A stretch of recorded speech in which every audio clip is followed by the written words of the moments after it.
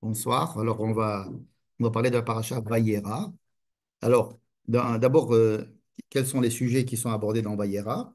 Il y a d'abord la rencontre entre Abraham et les trois hommes anges qui viennent lui annoncer annoncer à sa femme la naissance de Yitzhak. Et, et puis, ensuite, il y a la destruction de Sodome et Gomorrhe. Il y a ensuite avec la fuite de Lot et de ses filles et la naissance de Ammon et Moab. Ensuite, il y a Abraham qui descend dans le Negev et qui va habiter. On vous entend là, Léa. Et, qui, et donc ils vont aller chez les Philistins. C'est un des deux sujets qu'on va aborder. Et ensuite, il va y avoir la naissance d'Yitzhak. Et ensuite, euh, le sacrifice d'Isaac. Le sacrifice d'Isaac avec juste avant un petit retour avec Abimelech, qui est le roi des Philistins. Voilà, ça c'est donc il y a le plus grand sujet, c'est effectivement la Kedat Yitzhak, la ligature d'Yitzhak à la fin de la paracha. Mais on ne va pas tellement s'attarder à ce sujet ce soir. On va plutôt s'attarder sur deux sujets. Un, c'est le fait que c'est le début de la paracha. Quant à Abraham, Dieu apparaît à Abraham. Et le deuxième chose, c'est l'histoire de la femme sœur. C'est-à-dire pourquoi est-ce qu'Abraham, à chaque fois qu'il va quelque part, il dit que sa femme, c'est sa sœur. D'accord? Oui, j'ai appris quelque chose cette semaine assez intéressant à ce sujet, je vais vous le transmettre. Alors, le premier sujet d'abord, donc c'est le Vayera Elav Abraham, euh, il lui est apparu. Le Vayera Elav Adonai, excusez-moi. Vayera Elav Adonai, Be'elone Mamre, Be'hu Yoshev Petach Haoel Kechom Hayom. Il lui est apparu alors qu'il faisait Aelone Mamre, alors qu'il faisait chaud, d'accord, et il était assis à la porte de sa tente. De qui il s'agit? On ne nous le dit pas. Alors tout le monde sait que c'est Abraham, mais on ne le dit pas. Non seulement on ne nous le dit pas, mais si on compare avec le texte précédent, c'est-à-dire la fin de la paracha précédente, on se rend compte que Abraham est cité pratiquement à tous les versets. Alors Dieu a dit à Abraham, il a dit, et Abraham lui a dit, Abraham, on répond, même s'il y a un dialogue, par exemple, entre Dieu et Abraham, où on dit Abraham, Abraham, Abraham, Abraham, Abraham, on répète, on dit que c'est Abraham sans arrêt, hein. Même si on est sûr que c'est Abraham, hein. Dieu parle à Abraham, va yomer Abraham, et là Elohim, hein. Et toujours c'est vers Abraham, Tishim Shana, c'est-à-dire à chaque fois on répète le nom d'Abraham, et juste quand on commence notre paracha, justement là, il n'y a plus de mot Abraham. Vayera Elav, Adonai, Elav. D'accord? Alors pourquoi est-ce que les Chachamim ont décidé que la paracha commencerait ici?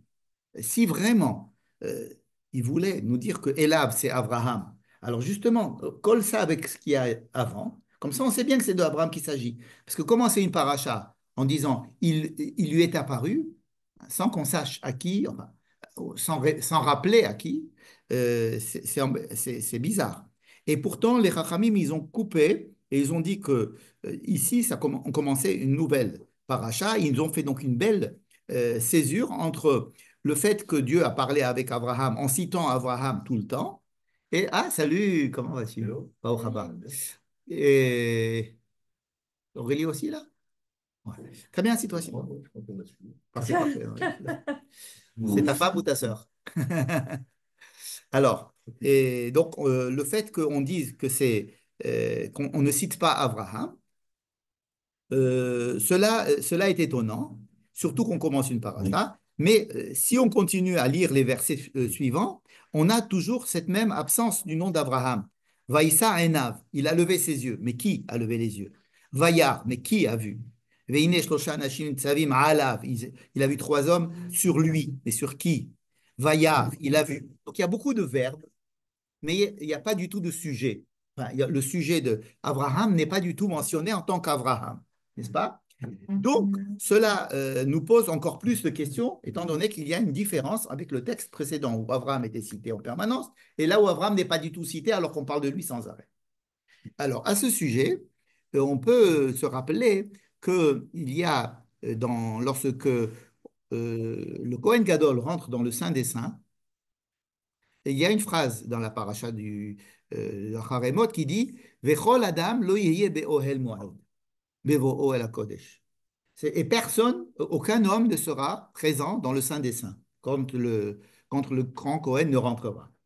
Donc on dit que quand le Kohen va rentrer dans le Saint des Saints, il n'y aura personne. Mais il y a lui. Donc pourquoi tu dis Vechol Adam lo yehye? Même lui. Alors même lui, c'est pas Adam. C'est qu'en rentrant là-bas, il perdait pratiquement Son humanité. ouais, le fait qu'il était Adam. Il était lui dans son âme. Presque si c'était quelque chose de... quand on dit Abraham, c'est l'Abraham qu'on connaît, qu'on peut appeler, qu'on reconnaît, on peut prendre une photo, etc. Mais quand on parle de lui, il s'agit de quelque chose de beaucoup plus élevé, encore plus qu'Abraham. Hein, vous savez on dit qu'il y a différents titres dans la Gemara ou dans la Mishnah où l'on parle de quelqu'un en disant Rabbi, quelqu'un, ou ensuite en disant, mais encore plus en disant que son nom sans dire Rabbi, etc. Donc, moins on donne de qualificatifs à quelqu'un, plus on parle de son essence même. Tout ça pour dire quoi? Que ici, on parle Abraham a atteint un niveau de proximité avec Dieu qui est au-delà de tout ce qu'on a vu jusqu'à présent et de tout ce qu'on verra plus tard. C'est quelque chose de très élevé. Hein. Et c'est cet état-là d'élévation extrême que le texte veut peut-être nous faire remarquer. Parce qu'on peut se dire, à quoi ça sert, pourquoi ils sont venus ces trois personnes rencontrer Abraham? Abraham vient de faire la Brit Mila. Dieu lui a déjà dit qu'il aurait un enfant de Sarah, que cet enfant s'appellerait Yitzhak. Donc tout ça, on le sait. Il lui a dit de faire la Brit Mila, il a fait la Brit Mila. Là, il voit trois personnes qui arrivent, il les accueille, tout le monde connaît l'histoire, on ne va pas la répéter. Mais à quoi servent ces trois personnes? Alors on dit qu'il y en a au moins une qui vient et qui dit, où est Sarah? Je vais lui dire qu'elle va avoir un enfant. Non. Mais on sait déjà, de toutes les façons, que Abraham le sait déjà qu'il va avoir un enfant de Sarah qui s'appellera Yitzhak. Bon. Pourquoi trois personnes pour lui dire ça? Alors on dit une personne est venue pour lui apporter pour le guérir de la Brit Mila.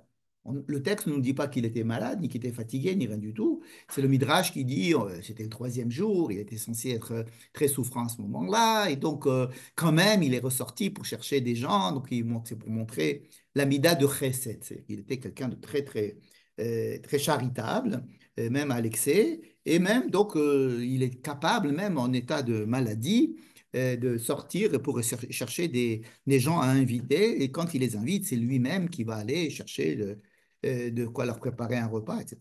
Bon. Quand même, ces trois personnes qui sont des anges qui viennent, ça paraît un petit peu euh, redondant par rapport à ce qui a été dit, merci beaucoup, à ce qui a été dit dans la paracha de la semaine dernière, à savoir l'annonce de la naissance d'Isaac.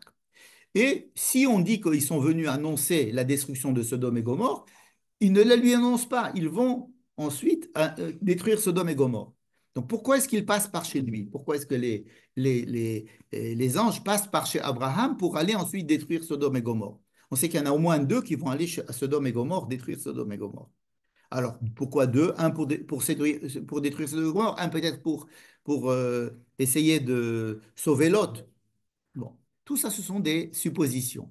Cette histoire-là de Vayera, Elav, Adonai, Dieu est apparu à Abraham sans dire le nom d'Abraham et sans dire quel est le but de la vision de Abraham à Dieu. Qu'est-ce que Dieu a dit à Abraham? Il n'y a rien, il n'y a pas écrit. Vayera Elav, Vayomerlo, il n'y a pas écrit. Vayera Elav, Adonai, Belone Mamre, c'est tout. Donc on nous décrit en fait quelque chose qui se passe entre Abraham et Dieu dans un autre monde que celui dans lequel on était jusqu'à présent. Alors pourquoi nous décrire un monde de promiscuité entre Dieu et Abraham, simplement pour nous le décrire comme ça, et pour nous décrire dedans des éléments comme du chesed de Abraham, on va nous décrire que Sarah, pardon, va être informée de la naissance d'Isaac, et ensuite que ces mêmes personnes-là qui viennent lui parler de la Brit Mila ou de le guérir de la Brit Mila, qui viennent lui annoncer la naissance de Yitzhak à sa femme, à Sarah, et c'est eux-mêmes qui vont aller détruire Sodome, pourquoi tous ces sujets sont reliés entre eux? D'accord? C'est la question que je pose pour l'instant. Donc, qu'est-ce qui se passe? Pourquoi est-ce qu'on nous parle d'une élévation spirituelle d'Abraham vers Dieu et une promiscuité entre Dieu et Abraham au point où il n'y a pas de parole et on ne dit pas son nom? Et deuxièmement, comment est-ce que cet épisode-là peut être compris comme une relation entre la Brit Mila qui précède et la naissance d'Isaac qui va suivre et la destruction de Sodome qui va suivre aussi? D'accord? Donc, essayons de comprendre en quoi est-ce que ces trois choses sont reliées. Alors, à propos euh, de la Brit Mila, on en a parlé un petit peu la semaine dernière, puisque c'était le sujet de la fin de la semaine dernière. La Brit Mila, on avait dit que c'était, en fait, la Brit Mila, c'était enlever une partie du corps de l'homme, ça veut dire rendre l'homme infirme, si j'ose dire. Mais cette infirmité, ce manque qu'on va faire dans son corps, va, peut, en tous les cas, a pour but de créer en lui une, euh, une envie, un désir, un manque qui veut le mettre en relation. C'est-à-dire que pour être en relation, il faut sentir un certain manque, un certain désir d'être en relation. C'est parce que je me suffis pas à moi-même complètement. Moi, ça peut être même simplement un intérêt d'aller écouter quelqu'un ou d'aller de parler ou bien de. C'est parce que j'ai envie de savoir. Donc j'ai un manque. C'est pas où je suis pas. Je peux vivre sans ce savoir, mais disons que c'est un intérêt. L'intérêt, c'est une certaine attirance vers quelque chose qui n'est pas en moi et auquel je suis intéressé. Donc je peux être pour être appelé à être en relation il faut que l'homme soit en manque. Et pour être en manque, il y a plusieurs manières d'être en manque. Par exemple, être en détresse, détresse psychologique, détresse physique, détresse de toutes sortes. Mais l'inscription du manque dans la chair à l'endroit où on fait des enfants, c'est-à-dire à l'endroit où je vais devoir avoir un enfant, ça veut dire que je vais devoir procréer, mais pas simplement sur le plan biologique. C'est pas ma capacité à procréer qui va être entamée, mais c'est le rapport que j'aurai avec l'enfant qui va naître, qui va être imprégné par le fait euh, que je suis moi en situation d- je suis incomplet. Et si je suis incomplet et que j'ai un enfant, alors l'enfant peut être différent de moi. C'est-à-dire si je suis complet, si je me sens quelqu'un de, c'est un type bien, quoi. Je suis bien, j'ai tout ce qu'il faut. Et j'ai un enfant. Cet enfant-là, il y a toutes les chances qu'il sera. Parce que papa l'était déjà. Voilà. Il sera comme moi, il va essayer d'être comme moi, et il va tout faire, je vais tout faire pour qu'il soit comme moi, et lui aussi il va recevoir l'impression que, étant donné que mon père est parfait, donc moi, je vais essayer d'être parfait, n'est-ce pas? Je vais essayer d'être comme lui. Voilà. Tandis que ce qui est demandé à Abraham, c'est d'avoir un enfant qui va être son opposé, ça on le sait. Yitzhak, par rapport à Ishmaël, Yitzhak, ça va être son opposé, quelqu'un qui va être l'opposé d'Abraham. Comment est-ce qu'un homme peut accepter l'idée que son fils va avoir des qualités, un tempérament, un but dans la vie qui va être différent et même presque opposé au sien? Comment est-ce qu'un homme peut faire ça? Ce n'est que lorsqu'il va se rendre compte que sa manière d'être à lui ne peut pas remplir le monde. Il a besoin d'être compensé, d'être peut-être quelque chose qui va me parfaire, quelque chose qui va être. Mais cette chose-là va être différente de moi. Vous comprenez? C'est-à-dire qu'en même temps, c'est un manque, mais c'est un manque dans l'engendrement pour permettre la naissance d'un enfant qui pourrait être différent de moi. N'est-ce pas? Ce que l'on va retrouver à la fin de la paracha avec la Akedat Yitzhak, c'est-à-dire le, euh, le Nisayon, l'épreuve suprême qui va être demandée à Abraham, de savoir que ton fils, ça ne va pas être ton fils, ça veut dire que ton fils ne t'appartient pas complètement, il m'appartient à moi, puisque moi je te demande de le tuer, je te demande de le tuer, tu es prêt à le tuer, donc celui qui a vie, qui a le droit de vie et de mort sur ton fils, c'est moi, Dieu. Donc tu vas accepter que ton fils n'est pas ta possession complète. Donc que ton fils n'est pas ton objet. Donc que ton fils peut être différent.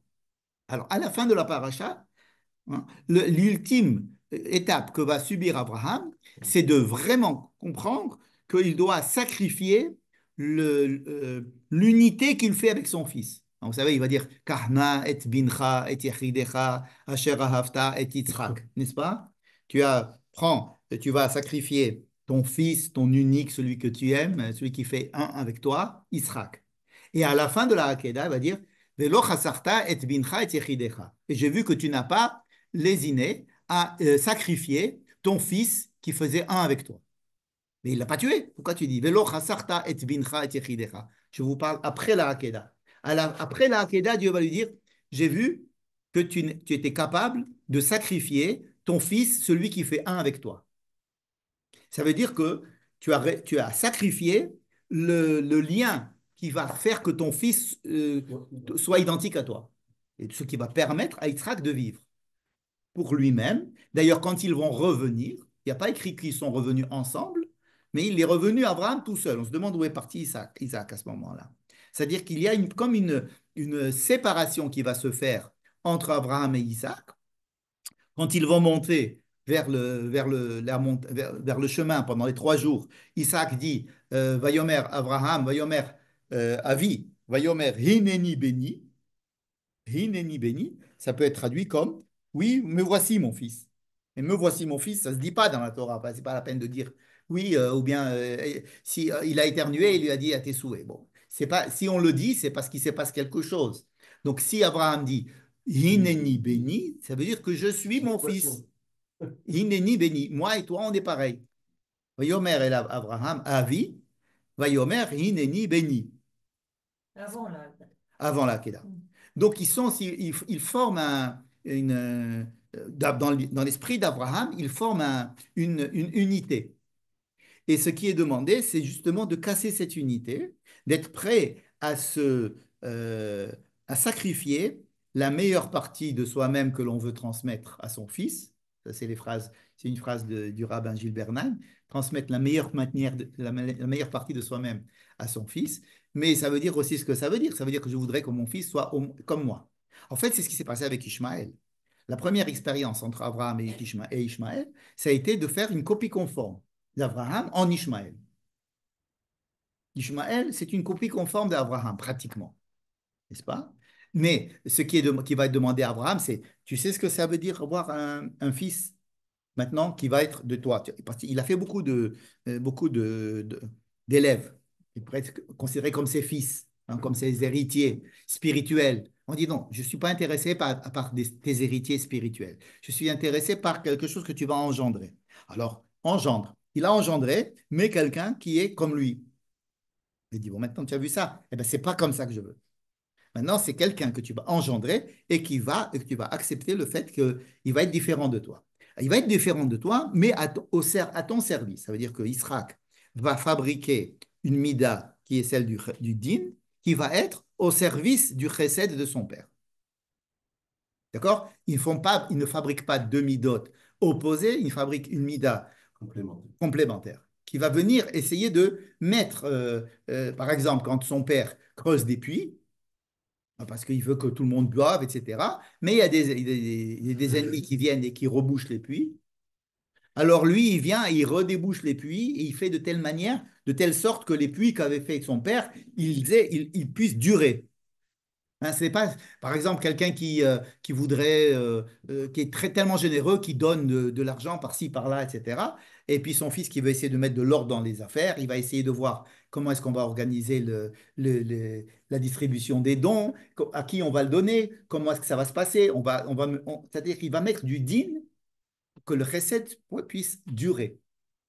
Hein, parce que, par exemple, quelqu'un a une idée, une formidable idée, un patent formidable, et donc il va avoir un jaillissement d'idées et de créativité comme ça, mais seulement il a besoin d'une autre personne qui va venir essayer de mettre ces choses-là dans un plan de construction, dans un plan réaliste, etc. Ça va être l'Amidat Adin qui va venir compléter l'Amidat du Chesed. Ça peut être le même, mais c'est rare, n'est-ce pas? Donc ici, la naissance de Yitzhak, et qui est dans notre paracha, va tout de suite être suivi par le fait de la Hakeda, à savoir, on va demander à Abraham d'apprendre à sacrifier, oui, parce qu'il va sacrifier l'Isaac qu'il aurait voulu faire et donc il va permettre la naissance de l'Isaac qui pourrait être différent de lui. D'ailleurs, les kabbalistes, ils disent qu'il l'a tué et qu'il y a une autre Neshama qui est descendue, mais ça veut dire exactement la même chose. En fait, il est mort et il y a une autre Neshama qui est rentrée en lui. C'est exactement ça. Ça veut dire que l'image qu'il avait de son fils va être modifiée à partir de cet instant-là. Voilà. Bon. Donc, je reviens au premier sujet, à savoir le fait qu'il y a eu une Brit Mila. La Brit Mila, c'était pour que Abraham se sente, et sa génération, se sente en manque vis-à-vis du monde, vis-à-vis de l'autre. Alors, quand il s'agit de la Brit Mila, c'est un manque vis-à-vis de sa femme, par exemple, parce que c'est la partie qui va être recouverte par sa femme, ce qu'on va lui enlever. Mais ça peut être aussi un manque vis-à-vis du monde entier, de Dieu. Hein. Donc, par exemple, la terre de Canaan, qu'on a décrit la dernière fois comme étant la terre qui n'appartient ni à l'Afrique, ni à l'Asie, ni à l'Europe, mais qui est au centre de tout ça, est une terre qui est convoitée, est une terre qui est pleine de tensions, mais c'est une terre aussi où il n'y a pas beaucoup d'eau, où pour avoir de l'eau, il faut prier en permanence. Pourquoi? Il faut prier pour avoir de l'eau parce qu'il faut être en situation de manque, en situation d'avoir les yeux qui vont vers le ciel et dire oh, j'aimerais bien qu'il pleuve. Par contre, en Égypte, on a l'impression que tout marche bien, que tout fonctionne, que les choses sont réglées comme du papier à musique et qu'il y a de l'eau, il y a le Nil, il n'y a plus qu'à marcher et puis on peut créer des petits canaux qui vont abreuver toutes les terres. Donc la terre d'Égypte est décrite comme une terre où il y a plein d'eau. On n'a pas besoin de prier pour qu'il y ait de l'eau. Et puis, c'est pas là-bas on va habiter. On va habiter une terre où on a besoin de prier pour qu'il y ait de l'eau.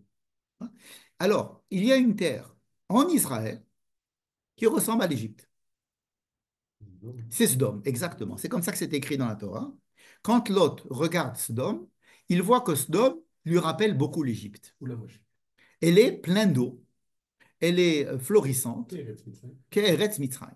Et voilà. Et la Torah nous dit, c'est comme l'Égypte. Oh, alors, pourquoi tu ne me donnes pas l'Égypte? Si tu me mets en Israël une terre comme l'Égypte, qu'est-ce qu'on a gagné? En fait, la terre d'Israël, elle-même, elle doit subir une Brit Mila. Et cette Brit Mila, c'est Sodome. Sodome, c'est la Orla d'Eretz Israël. C'est ce qui représente la plénitude, c'est ce qui représente l'abondance, la richesse, le fait que tout le monde se sent euh, riche, égoïstement riche. Donc, il n'y a pas, on décrit Sodome comme une société où les gens ne sont pas portés vers l'aide à autrui. Pourquoi? Parce que chacun est suffisamment suffisant pour n'avoir pas besoin de l'autre, en tous les cas de refuser l'autre, parce que l'autre m'embêter dans ma vie. Donc, le refus de l'étranger, le refus de l'autre, c'est Sodome. D'accord? Mais c'est très attrayant, parce que quand on voit ça de l'extérieur, on se dit, tiens, c'est un truc qui marche. C'est florissant, il y a des belles voitures et des belles villas, tout le monde est riche, les gens, tout se passe très bien là-bas. Et donc, ben justement, cet état de richesse et de suffisance, c'est ce qu'on appelle la orla. Orla, c'est-à-dire quelque chose qui est qui recouvre une réalité, il recouvre la vérité. La vérité, c'est que l'homme, il n'est pas, il doit être en situation de relation. Ça, c'est la réalité. Et l'illusion que je n'ai besoin de personne, c'est-à-dire que je vais avoir suffisamment d'argent, suffisamment de la plus belle voiture, la plus belle maison, la plus belle, tout avoir, pour justement être au-dessus des autres et ne pas avoir besoin des autres, ne pas être... ça, c'est une, une carapace que l'on se crée pour ne pas être en contact avec notre manque essentiel. Et notre manque essentiel, c'est qu'on est tous, on a tous besoin l'un de l'autre, on a tous besoin de Dieu, on a tous besoin de l'autre, on a tous besoin d'être en relation. Parce que Dieu a créé l'homme pour être en relation. Il n'a pas créé l'homme pour vivre tout seul. Hein. C'est pour ça qu'il a créé les hommes différents, c'est pour ça qu'il a créé des hommes et des femmes, c'est pour ça qu'il a créé tout ce qui a mis l'homme en situation d'être vis-à-vis du monde en faiblesse vis-à-vis des animaux, en faiblesse vis-à-vis des forces de la nature. Et donc, il est par exemple une faiblesse vis-à-vis de son corps. Il a faim et l'homme est obligé de manger de temps en temps. C'est une faiblesse que l'homme a. Mais ça le met en situation de manque. Donc, c'est une situation de manque basique. Hein. Mais c'est obligé. Parce que imaginez qu'un homme n'ait pas besoin de se nourrir pour vivre, ben, il n'aurait pas cette situation de manque, donc il ne serait pas en relation. Relation avec le monde, relation avec les autres, etc. Une bonne chose qu'il ait faim et qu'il ait des besoins physiques, etc. Bien. Donc, la Brit Mila, ça a été de faire ça dans le corps d'Abraham et, euh, et donc maintenant, Abraham a fait la Brit Mila. Et l'étape suivante, c'est que la terre d'Israël aussi doit faire la Brit Mila. Comment? En détruisant Sodome. La destruction de Sodome, c'est enlever la Orla d'Eretz Israël. D'accord? Et c'est la relation entre les deux. Maintenant. Mais je veux dire, l'impression que là tu donnes des choses un peu formelles. Je veux dire, le Sdom a été détruit parce que, à cause du comportement des gens de Sdom. Enfin, Oui, mais leur parce que comportement. pas parce qu'il y avait, ou peut-être que c'était un rapport, Oui. mais que le fait que beaucoup d'eau a Ve'anche passé. Sedom Ra'im ve'chataim l'Adonai. En quoi est-ce qu'ils étaient mauvais? Ils étaient méchants. Alors, la Torah ne le La dit même pas. chose, c'est autre culture. C'est exactement ça. C'est-à-dire qu'ils n'étaient pas en relation avec Dieu. Ils étaient Ra'im ve'chataim l'Adonai. Ils n'étaient pas en relation. Ils étaient autosuffisants. N'est-ce pas? C'est ce que disent très bien quand ils disent qu'il y avait l'homosexualité là-bas. Oui, c'est le refus de l'autre, c'est le refus de la différence. C'est essayer de penser que je me satisfais de moi-même, hein, cette idée-là. Et c'est pour ça que Lot a trouvé ça formidable, parce que ça lui rappelait l'Égypte. Mais c'est pour ça que le texte dit que c'était Ra'im vechataim. C'est pas. Donc, pourquoi est-ce que Dieu est obligé de détruire? Est-ce que à chaque fois que les gens sont pas bien, Dieu détruit ces gens? Est-ce qu'il n'y a pas d'autres terres sur le monde, dans le monde où des gens se conduisaient mal? Si c'est comme l'Égypte, pourquoi ne pas détruire l'Égypte, par exemple? Si ça ressemble tellement à l'Égypte, si l'Égypte c'est le modèle supérieur à Sodome, pourquoi ne pas détruire l'Égypte?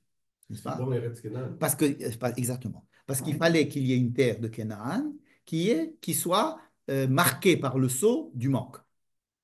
Donc il fallait lui enlever la Orla à la Eretz Canaan. D'accord? Donc, ça, on voit l'épisode d'avant qui est en relation avec l'épisode d'après.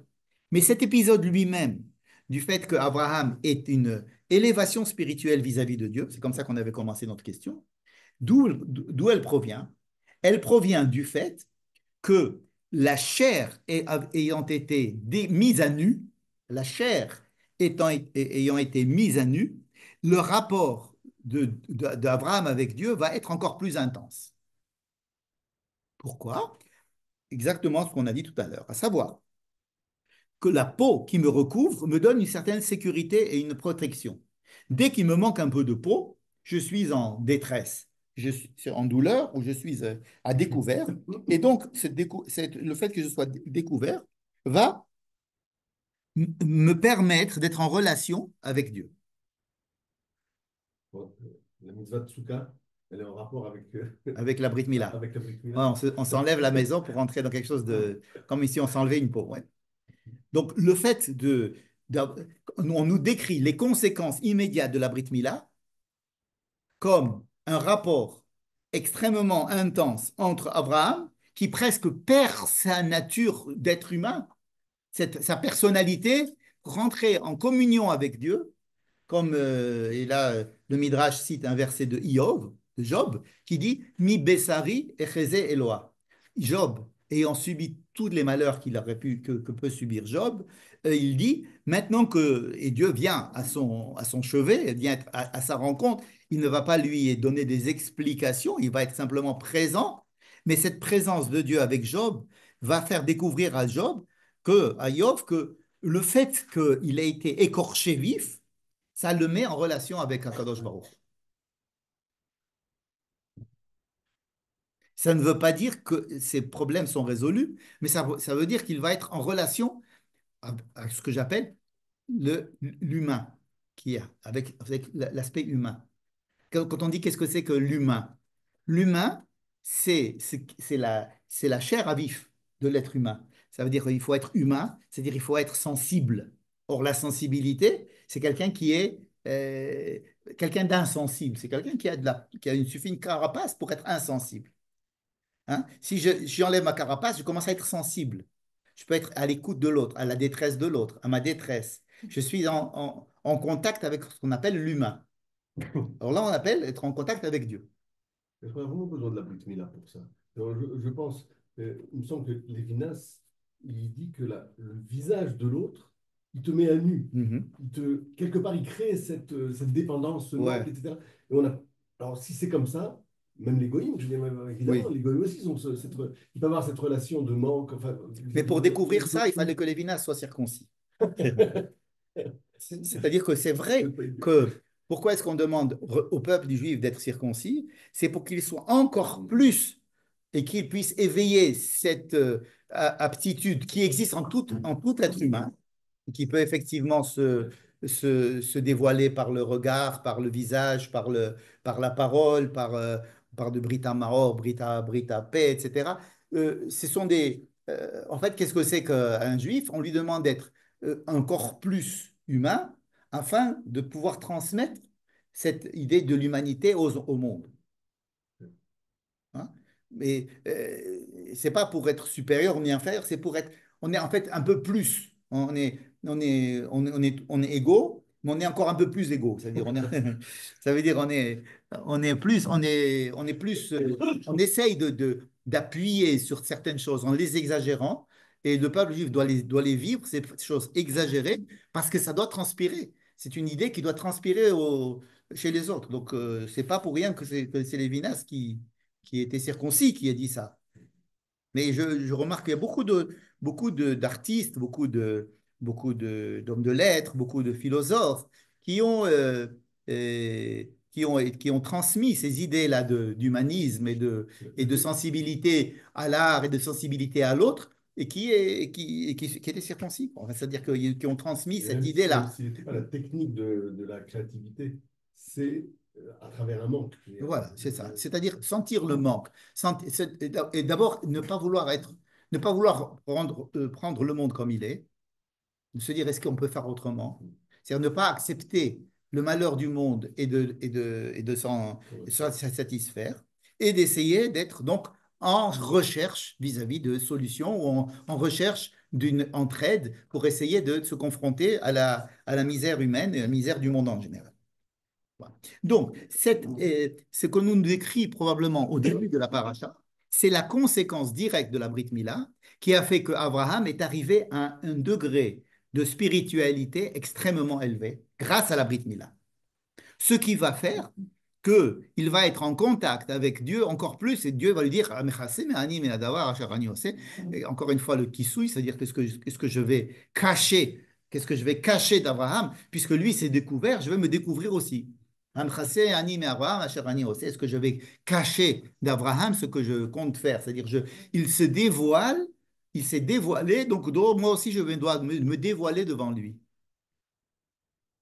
Hein. C'est comme quelqu'un qui se confie à quelqu'un d'autre et qui va attirer par là même des confidences de l'autre aussi. C'est-à-dire que si tu es capable de montrer ta faiblesse, de me montrer ta faiblesse, de te montrer tel que tu es, et alors je suis prêt à rentrer en relation avec toi beaucoup plus facilement.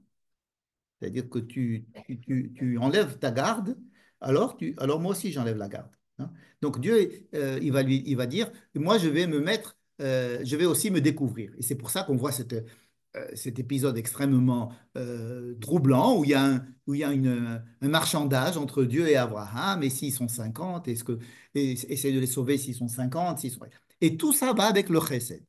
Et tout ça, c'est dans une histoire qui raconte du chesed, c'est-à-dire achnasat orchim, c'est-à-dire accueillir des gens, leur donner à manger, etc. Pourquoi est-ce que le chesed, ici, est extrêmement mis en scène pour montrer cette histoire de découverte d'Abraham, d'être à nu vis-à-vis de Dieu? Parce que, ça c'est une chose que j'ai appris avec le Rav Reuven Sasson, qui dit que donner, il n'y a qu'une seule personne. Qui c'est qui donne? C'est que Dieu qui donne. Bon. Quand l'homme va donner, en fait, il est le canal de Dieu qui donne. Et donc, il est en relation avec lui. Oui. Vous avez la même chose pour recevoir, alors. Pour beaucoup de choses. C'est-à-dire que être c'est pas essayer de prendre exemple sur Dieu, c'est de se relier au bien qui est dans le monde, qui vient de Dieu. Donc, quand je donne, si je donne parce que je dis je donne parce que j'ai décidé de donner, je veux donner, je veux quelqu'un de bien, etc.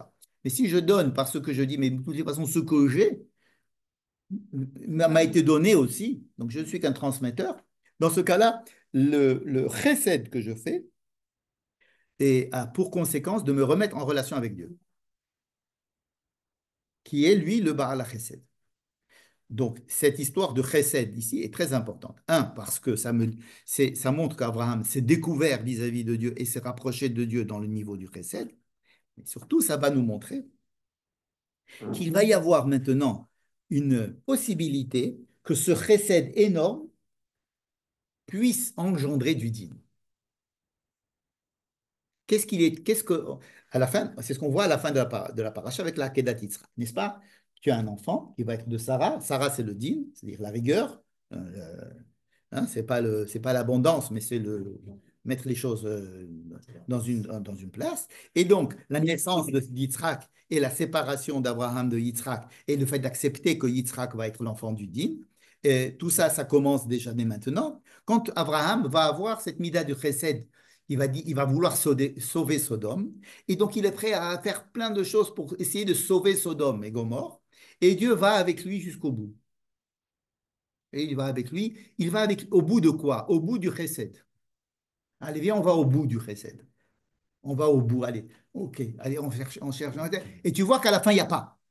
Qu'il n'y a vraiment pas de. Il n'y a rien il y a rien à en tirer.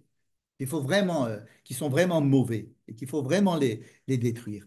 Et quand Abraham se rend compte de ça, en fait, il est en train de mesurer le bout du chesed, la limite du chesed. C'est-à-dire, il vit une situation de chesed avec les trois anges. Ensuite, il va créer une situation de chesed en allant parler à Dieu, en lui disant, essaye de sauver Sodome. Hein, imaginez que vous avez des nazis de vous, et puis ils sont à Nuremberg et vous voulez être les avocats des nazis et vous voulez les défendre. Ou des Miagno qui voulait être son avocat. Donc, vous voulez absolument défendre et montrer que oui, en fait, etc. D'essayer de trouver du chesed. Et là, Dieu, qu'est-ce qu'il fait? Il va avec Abraham. Il lui dit, d'accord, bien. Tu veux 50? D'accord, 50. On va chercher, il n'y a pas 50. Il n'y a pas 50 juste pour pouvoir sauver tout le monde. Et alors, non, il n'y a pas 40, il n'y a pas 20, il y a 10, non, il n'y a même pas 10. Il n'y a personne, il y a pas. Et alors, qu'est-ce qu'il fait Abraham? Il dit, bon, il se rend compte qu'il y a une limite au chesed. C'est une des leçons qu'il apprend lui aussi. En enlevant la orla, hein, on se rend, c'est quand même c'est pas du tout du chesed de faire une opération comme ça. Ça fait mal, ça fait sortir du sang. C'est quelque chose c'est pas du chesed, n'est-ce pas? C'est-à-dire que la Brit Mila va venir chez Abraham et va lui dire, il y a une limite au chesed. Et là, il va le vivre aussi avec Sodome. Ça veut dire qu'on a comme un miroir la fin de la paracha de la semaine dernière, qui était la mitzvah de la Brit Mila, et la destruction de Sodome et Gomorre, comme un miroir avec au centre l'apparition, l'élévation de Dieu, d'Abraham, pardon, vers Dieu. C'est pas qu'il n'y a pas de limite au chesed, c'est que Dieu impose une limite au chesed. Oui. Parce que théoriquement, on aurait pu penser que La voilà, limite, tout le monde, si il est beau, le chesed sans limite est la destruction du chesed.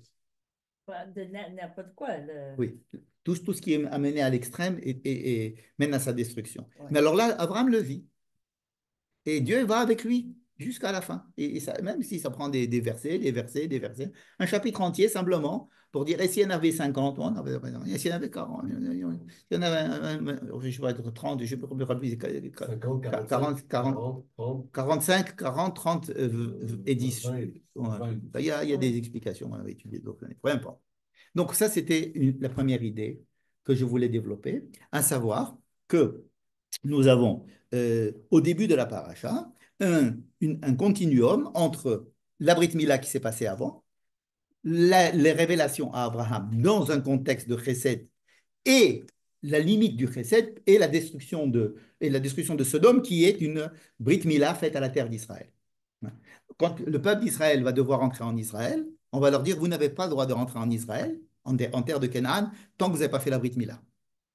N'est-ce pas? Et c'est pour ça que Josué va faire la Brit Mila à tous ceux qui n'ont pas été circoncis avant de rentrer en Israël. Pourquoi Abraham n'a pas été circoncis avant de rentrer en Israël? Parce qu'Israël n'était pas circoncis encore. C'est-à-dire avant d'enlever la Orla à Israël, avant d'enlever la Orla à la terre d'Israël, ça veut dire détruire Sodome, on demande à Abraham d'enlever sa Orla lui-même. Donc il va y avoir ensuite un contact entre le peuple d'Israël et la terre d'Israël qui ont des caractéristiques similaires, à savoir être en matzav de kedusha, c'est-à-dire en matzav de tension et de relation. Tension qui doit me mettre en relation avec tout en permanence, pas me laisser tranquille. Le peuple d'Israël, c'est-à-dire la Zera Abraham et la terre d'Israël, maintenant vont avoir cette même caractéristique. N'est-ce pas? Et donc, si vous voulez rentrer en Israël, il faut faire la Brit Mila. Hein? Et donc, Abraham l'avait. Maintenant, on peut poser la question aussi, pourquoi est-ce que les rabbins disent que Noé était déjà circoncis, alors qu'Abraham n'est pas né circoncis? Hein? Parce qu'Abraham devait apprendre ce que c'est que la circoncision. Qu'est-ce que ça veut dire? Ça veut dire qu'Abraham devait comprendre quel était l'état. Il fallait qu'il ait une progression vers la circoncision. Il apprenne l'intérêt de la circoncision. Noé est né circoncis, c'est comme s'il était né avec une cuillère en argent. Comme ça on dit? Il est né avec une cuillère dans la bouche. Dans la bouche. Il a pas, le travail a été fait pour lui avant. Donc, Elohim italech Noach. Noach, il faisait ce qu'on lui disait. Tandis qu'Abraham, il est né d'une famille d'idolâtres. Il a eu besoin de bosser pour arriver à faire ce qu'il a fait. Et donc, ça correspond bien quand il va faire la circoncision, il va se rendre compte de l'importance de la circoncision par rapport à ce qu'il pensait avoir été avant. L'état de manque, c'est par rapport à un état de plénitude, toujours. Tu ne peux pas être en état de manque. Quand tu nais en état de manque, tu ne te rends pas compte tellement de ton état de manque. C'est quand tu vas comparer ton jardin avec celui du voisin que tu vas te rendre compte que le sien est plus vert. Mais si tu n'as pas de voisin, tu ne peux pas le savoir. Donc, si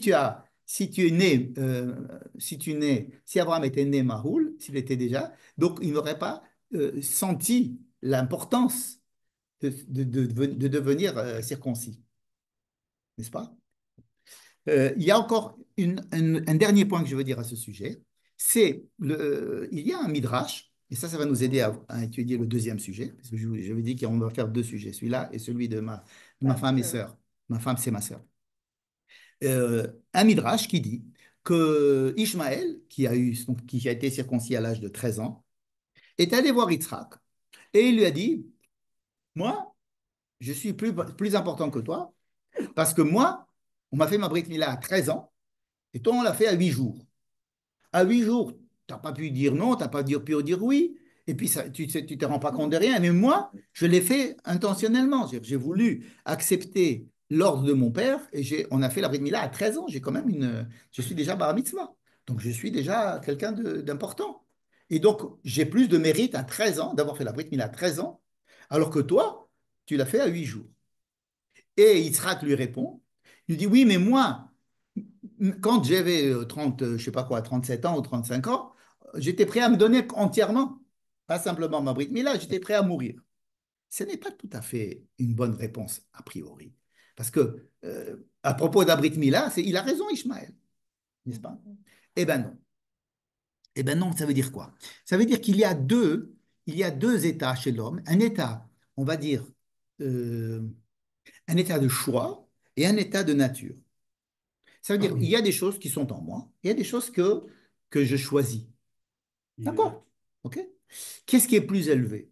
Qu'est-ce qui est plus élevé? Alors, évidemment, on a l'impression aujourd'hui de dire ce que je choisis, c'est mon mérite, donc j'aurais pu choisir différemment, je l'ai choisi, donc c'est quelque chose de de plus méritant. Hein. Eh bien, on va découvrir maintenant que ce n'est pas tout à fait vrai. Avec cette histoire, on va finir par là, que quand Abraham il a fini cette histoire de la destruction de Sodome et Gomorrhe, eh ben, il va aller dans le Negev.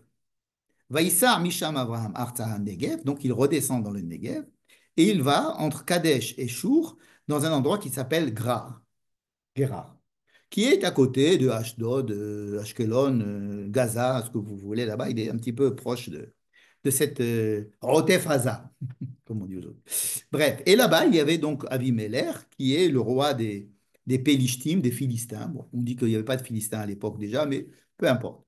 Et qu'est-ce qu'il dit? Vayomer Abraham el Sarah. Donc la première chose, c'est Abraham dit à Sarah, Ishto, sa femme, Achotihi. Vayomer Abraham el Sarah Ishto, Achotihi. Il dit à sa femme qu'elle est ma sœur. C'est-à-dire, il dit à propos de Sarah qu'elle est sa sœur. Mais là, il ne lui dit pas, hein, comme c'est la même chose qui s'est passé avec l'Égypte. On vous rappelez la semaine dernière, il y avait Abraham qui allait, et puis il a dit, il y a la famine, on est obligé d'aller en Égypte. Et en descendant en Égypte, il a dit, aïe, aïe, aïe, mince, ils vont te voir, ils vont trouver que tu es belle, si tu es ma femme, ils vont me tuer, et toi, ils vont te prendre, et moi, ils vont me tuer, donc dis que tu es ma sœur, comme ça, ils ne me tuent pas. Et ça paraît complètement fou, cette histoire. Ça paraît fou qu'un homme il ne protège pas sa femme d'abord et qu'il est prêt à donner sa femme en viol aux Égyptiens pour sauver sa peau. Et en plus, il dit, Il dit ça pour éviter qu'elle soit prise aussi. non, Si elle est sa non, sœur, si elle a non, sœur, elle va elle être va prise. la- Et elle a été prise d'ailleurs en tant que sa sœur. Elle a été prise. En plus, il dit, Veitavli baravourer, comme ça on va me donner des cadeaux. Comme s'il vendait sa femme. Donc ça paraît complètement bizarre cette histoire. Et dans ce cas-là, ne descend pas en Égypte. Reste ici, il mange un falafel ou je ne sais pas quoi, mais il ne va pas. Vas-y tout seul. Ou un vas-y tout seul. Bref, ça paraît complètement invraisemblable cette histoire. Alors, on peut se dire, bon, ok, on n'a pas compris cette histoire. Alors, maintenant, tout va bien en Israël. Il est riche, il est machin. Sodome est détruit, c'est-à-dire, ok, il est là. Il va dans le Negev et il va chez les Philistins et il va chez des gens qui vont capturer sa femme et il dit encore une fois, c'est ma femme, c'est ma sœur. Cette fois-ci, on ne nous dit même pas il y a eu de la famine pour justifier sa descente chez les Goïms. On ne dit même pas pourquoi. Il va, il lui dit pas, Imrina achoti ate ma'ani tabli ba'arurer bechaita nafshi b'galech. Il dit, Vayomer el sarai achoti. Ça veut dire, bon, tu connais l'histoire. D'habitude, on dit que c'est sa sœur. Peut-être c'était comme ça avant. Même si tu dis que c'est comme ça avant, pourquoi est-ce que ça se répète? Bah, c'était comme ça. Quoi? De quoi? De dire Pour que les relations des gens. c'est de quoi? De dire que c'est ma sœur. Tout ça pour que les gens ils te prennent. Alors qu'Avimelech, il a pris Sarah. Il a pris Sarah. Et après, il va l'engueuler. Parce que Dieu, il a fait des problèmes dans la maison d'Avimelech. Ouais. Et alors, Avimelech va dire à Abraham, mais pourquoi tu ne m'as pas dit que... Ah, il dit, ah ouais, mais c'est aussi ma sœur, c'est une demi-sœur. Machin. Qu'est-ce que c'est que cette histoire? Ça paraît très, très bizarre. Et si on n'a pas compris les deux histoires, il va se trouver que Yitzhak, son fils, et sa femme Rivka vont aussi aller, encore une fois, chez Avimelech. Et là-bas aussi, il va leur dire, c'est ma sœur. C'est une habitude. Mais ça commence à devenir un peu trop gros. Ça veut dire que cette histoire-là, c'est Homer d'Archénie, comme on dit. Ça veut dire, qu'est-ce que ça veut dire, n'est-ce pas? Et alors, on peut essayer de trouver des explications, mais bon, je vais vous dire celle que j'ai découverte cette semaine, qui est sur le plan de la Kabbalah. Bon, c'est le Zohar qui le dit. Et, euh, et c'est vrai que sur le plan de la Kabbalah, ça nous ouvre des perspectives, mais donc ce n'est pas du pshat, c'est de la Kabbalah.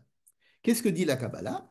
Il dit que ces trois descentes de Abraham et de Yitzhak chez Mitzraïm, Pélishtim et Pélishtim, Avimelech deux fois, c'est la préfiguration des exils du peuple d'Israël dans l'histoire. Qu'est-ce que ça veut dire? Alors, tout ce qui se passe, ça c'est Ramban, vous connaissez le Nachmanide, le Ramban, il dit quelque chose justement à ce sujet.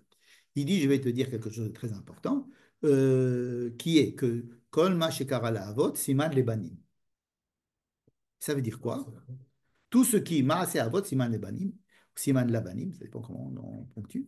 Et ça veut dire que à chaque fois que vous voyez Abraham venir, il va à Shrem, après il va à Bethel, après il va au Negev, il va descendre en Égypte, il va faire la guerre, il va conquérir tout l'est du Jourdain, il va installer la possibilité qu'il y ait Ammon et Moab, il va sauver Lot. Toutes ces choses-là, en fait, c'est une préfiguration de l'histoire juive. Comme si l'histoire d'Abraham, d'Isaac et de Jacob, c'était la graine, c'était l'ADN qui va se développer ensuite dans l'histoire juive. Maintenant qu'on a dit ça, il faut comprendre qu'est-ce qui se passe à chaque fois. Qu'est-ce que ça veut dire que d'avoir conquis tous les peuples qui vont être à l'est du Jourdain? Exactement comme les Béné Israël, ils vont avoir affaire avec tous ces peuples. Ça veut dire que ce sont les mêmes villes qui vont être toute l'histoire d'Israël racontée dans le texte déjà. En plus, celle qui va être vécue ensuite par David et les rois, etc., vont être aussi calquées sur ces genres de choses. Alors, ce qui va amener certaines personnes à dire que ça a été écrit justement après. Parce que c'est tellement calqué sur l'histoire d'Israël qu'il est possible qu'ils aient écrit cette histoire d'Abraham en fonction de l'histoire d'Israël.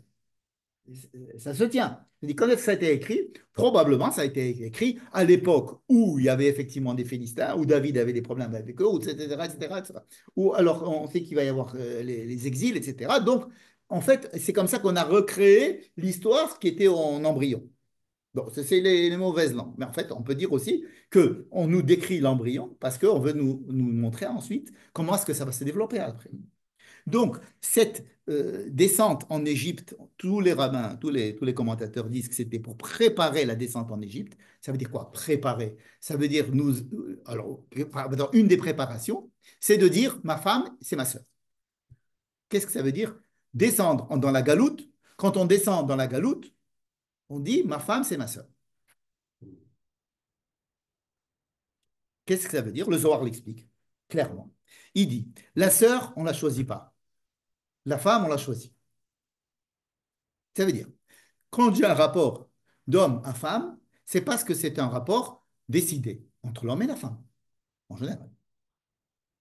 Un rapport entre ma sœur et moi, c'est pas moi nous n'avons pas décidé. C'est comme ça. Et surtout, ça ne peut jamais être rompu.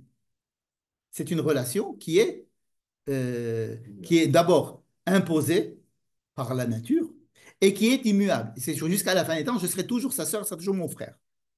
Tandis qu'un mariage, ça peut se faire avec une telle personne ou avec une autre, et puis ça peut se rompre. On peut changer d'avis, on peut avoir une autre femme, etc.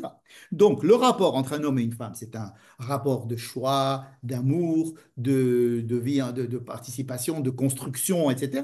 Avec la grandeur que cela peut avoir. Et la relation entre un homme et sa sœur, ou entre une femme et son frère, c'est une relation qui est donnée et qui est immuable. Alors, le Zohar dit, la femme, c'est Knesset Israël, et les Avot, c'était Dieu. Dieu, ça représente, si vous voulez, l'attachement que Dieu a au peuple d'Israël, pour faire plus simple. L'attachement que Dieu a au peuple d'Israël et l'attachement que le peuple d'Israël a avec Dieu. Pourquoi il y a exil? Parce qu'on a fait des bêtises, disons. en gros. D'accord? Comme un mariage, il peut y avoir une infidélité, on décide de se séparer. Alors, quand on va en exil, qu'est-ce qui se passe? Alors, c'est fini, on est divorcé. C'est plus ma femme. Alors, c'est fini? Non. Bien, ma sœur. On se rappelle que c'est aussi ma sœur. Que Israël, c'est la sœur de Dieu. C'est le fils.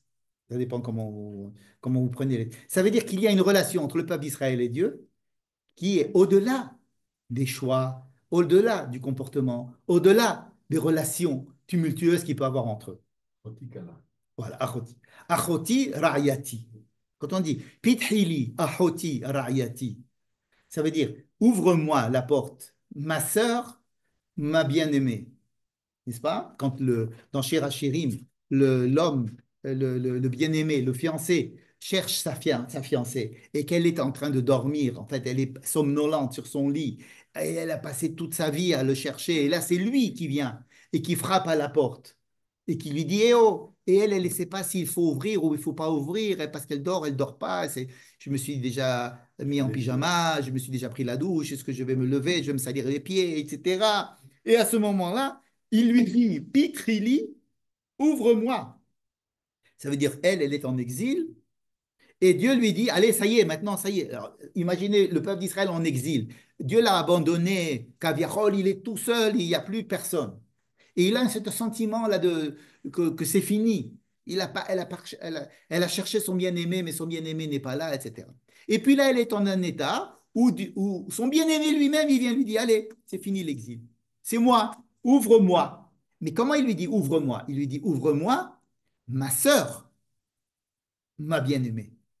D'abord parce que tu es ma sœur, je viens te délivrer. Pas parce que tu es ma bien-aimée. Parce qu'en tant que ma bien-aimée, Tu m'as trahi. tu m'as trahi. Donc, ce n'est pas ça qui va être le moteur de notre rencontre. C'est parce que tu es ma sœur, Achoti. Et de là, on va pouvoir reconstruire des relations de Ra'yati. Pitrili, Achoti, Ra'yati. N'est-ce pas? Alors, des fois le peuple d'Israël qui est en galoute et qui se dit, et que Dieu dit, allez, maintenant, ça y est, l'État d'Israël commence à exister, allez, revenez, ça y est, je suis là, il continue à dire, Ani Shena Veli Bi'er. Je suis Dieu d'or, oui, c'est vrai, l'État d'Israël, c'est une bonne chose, mais enfin, bon, en ce moment, c'est pas le moment, parce que j'attends encore le moment, etc. Et puis, il y a encore un petit peu d'argent, et puis la retraite, puis, bref, c'est pas... Et alors, à un moment donné, on dit, il y a la porte qui va se... Quand je vais aller l'ouvrir, cette porte, des fois, il est déjà parti. Il doit dire, halaf haba. Nafshi yas'a bedabero. Ça veut dire, pendant qu'il parlait, moi, j'étais ailleurs. Et je ne me suis pas rendu compte. C'est-à-dire qu'il y a un moment où l'exil, la fin de l'exil, a sa fin elle-même. C'est qu'on ne pourra plus revenir. Les gens qui ne sont pas revenus, ils ne seront pas revenir. Bon, ça, c'est un commentaire de Shirachiri. Mais je voulais citer Shirachiri parce que c'est Achoti qui va faire que ça va être Rayati. Donc, la descente en exil des patriarches, dit le Zohar, elle est obligée de passer par Imrina Achotiat afin que ça continue. Il faut que tu te rappelles que tu es ma sœur. C'est-à-dire que si, dans la galoute, on tient compte que des mérites ou pas des mérites, ça ne marchera pas. Parce qu'on on a perdu les mérites. Donc, en galoute, c'est là qu'on va découvrir cette chose qui est encore plus élevée. Maintenant, on comprend que c'est encore plus élevé. Parce que c'est quelque chose qui est immuable, quelque chose qu'on ne peut pas détruire. C'est un attachement euh, Génique. génétique, quelque chose qui est imposé. Inné.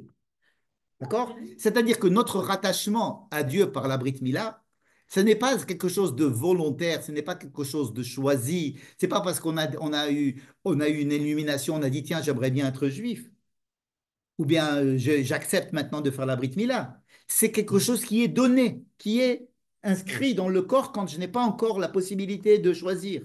Parce que le peuple juif, il n'a pas, il est rentré, il est comme ça, il est comme le fils de Dieu.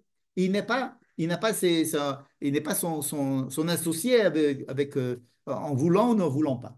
Alors c'est vrai que Dieu va avoir vis-à-vis du peuple juif des exigences.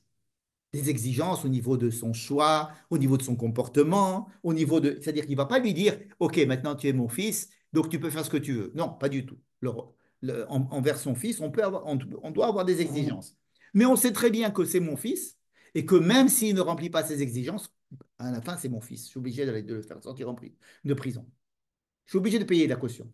Même s'il a pris la voiture, il m'a volé les clés de la voiture, même si j'avais dit de ne pas conduire quand c'est comme ça, et même si... ok, maintenant, mais c'est mon fils, c'est-à-dire que la police va me téléphoner. Et c'est moi qui vais aller payer la caution, c'est moi qui vais le réparer. Pourquoi? Parce que je suis son père, c'est mon fils. Hein, voilà. Mais ça ne veut pas dire que ça annule toutes les obligations toutes les exigences que j'ai envers lui et qu'il a envers moi. Donc cette histoire de rayati, il existe. Mais il faut se rendre compte qu'il y a un état de base qui est celui de achoti, sur lequel on peut revenir quand on est vraiment en dehors de tout, on est en dehors de Reskenaran, on s'en va dans une situation de détresse. Alors, dans ce cas-là, il y a une protection qui est celle de achoti. Alors le Zohar dit quelque chose d'assez romantique, il dit, il ne pouvait rien arriver à Sarah. C'est-à-dire Abraham savait qu'il ne peut rien arriver à Sarah, parce que son srout était supérieur au sien, etc. Mais ça veut dire quoi? C'est-à-dire qu'il ne peut rien arriver à cette sorte de lien que nous avons, qui est un lien de génétique et pas un lien de choix. Oui. D'accord? Qu'est-ce que ça veut dire alors que les nations, le pharaon, Abimelech, il prend la sœur. Il essaye de prendre il essaye de la prendre tous les peuples ont essayé de prendre le peuple d'Israël et d'essayer de l'assimiler, de lui prendre etc. On est englouti dans le pays où on est. On est englouti il y a quelque chose comme ça qui nous prend complètement. Et alors, il faut se rappeler qu'on a une attache, n'est-ce pas? Alors, quand le Zohar dit, il ne pouvait rien arriver à Sarah, et Abraham le savait, il faut traduire ça. Il faut traduire. Comment on traduit? On traduit en se disant, au sujet de ce genre de relation qu'il y a entre Dieu et le peuple d'Israël, il ne peut rien arriver. Il peut tout arriver sur l'autre plan, sur le plan on veut se marier, se divorcer, etc., sur le plan de la Bechira, n'est-ce pas? Mais sur ce plan, non. D'accord? Et c'est pour ça que les trois grands exils, à savoir l'Égypte, Babel et Édom, qui sont les trois grands exils, ça va être Babel, pardon, Mitzraïm, Babel et Édom. Et quand Yitzhak va chez les Philistins, c'est Édom. Et quand Abraham va chez Avimelech, là, c'est Babel. Et quand il était avant chez Pharaon, c'était l'Égypte. Ces trois exils-là vont être sauvés parce que Dieu sauve ses enfants. Pas parce qu'on est méritant. Pas parce qu'on est méritant. Et il faut savoir se mettre sur ce mode pilotage automatique et savoir que c'est grâce à ça. C'est quand on dit pourquoi on a été sauvé d'Égypte, parce qu'il y avait un srout à vote. Srout à vote, c'est ça. Srout à vote, c'est quoi? C'est pas toi. C'est je connais ton père. Pour ce que j'avais promis à ton père, je te sauve. Mais c'est pas pour toi. Si c'était toi, je t'aurais laissé tomber. Donc, cette histoire de srout à vote, c'est quelque chose qui en fait rappel à la achoti. D'accord? Et donc, maintenant, on comprend un petit peu mieux le Midrash qui disait que la Brit Mila à 8 jours, c'est encore plus méritant que la Brit Mila à 13 jours. Parce que c'est vrai qu'il y a un mérite à 13 jours d'avoir décidé, etc. À 13 ans, d'avoir décidé, etc. Mais le lien que nous avons avec Dieu est encore plus solide et c'est lui qui nous, qui nous sauve dans des situations terribles. C'est cette histoire de Achoti. Voilà, c'est tout ce que je voulais dire. Bonne soirée. Passionnant. C'est une autre question Ouais. au sujet, mais le rôle de Sarah, le fait qu'elle était digne, le fait que